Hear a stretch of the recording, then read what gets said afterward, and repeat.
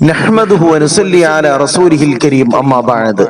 ആദരവായ റസൂലുള്ളാഹി സ്വല്ലല്ലാഹു അലൈഹി വസല്ലം തങ്ങൾ നമുക്ക് ഇഹപര വിജയത്തിന്റെ വഴികാട്ടിയാണ്.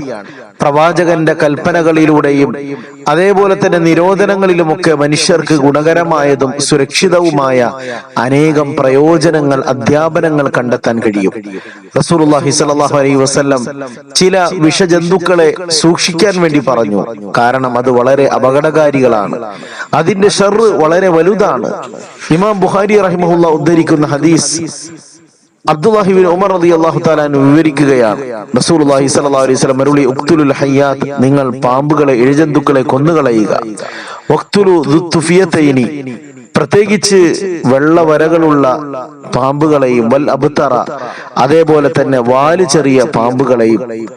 കാരണം ഫഇന്നഹുമാ യത്മിസാനിൽ ബസറ വയസ്തസ്ഖിതാനിൽ ഹബ്ല ഔ കമാ ഖാല നബിയു സല്ലല്ലാഹു അലൈഹി വസല്ലം.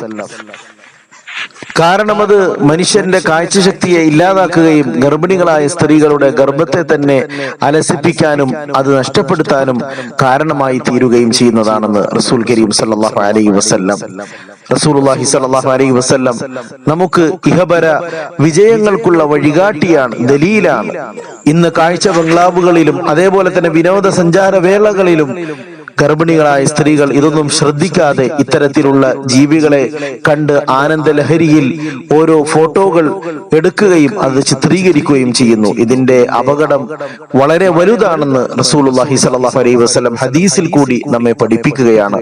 അള്ളാഹു എല്ലാ ഉപദ്രവകരമായ ജീവികളുടെ ഷർറുകളിൽ നിന്ന് നമ്മെയും കുടുംബത്തെയും ലോകരെയും അള്ളാഹു കാത്ത് രക്ഷിക്കുമാറാകട്ടെ. അല്ലാഹുമ്മ ഹഫ്ളനാ യാ ഹഫീള് മിൻ ജമീഇൽ ബലായ വൽ അഅദാഇ വൽ അംറാദ്. آمين برحمتك يا أرحم الراحمين. صلى الله على محمد صلى الله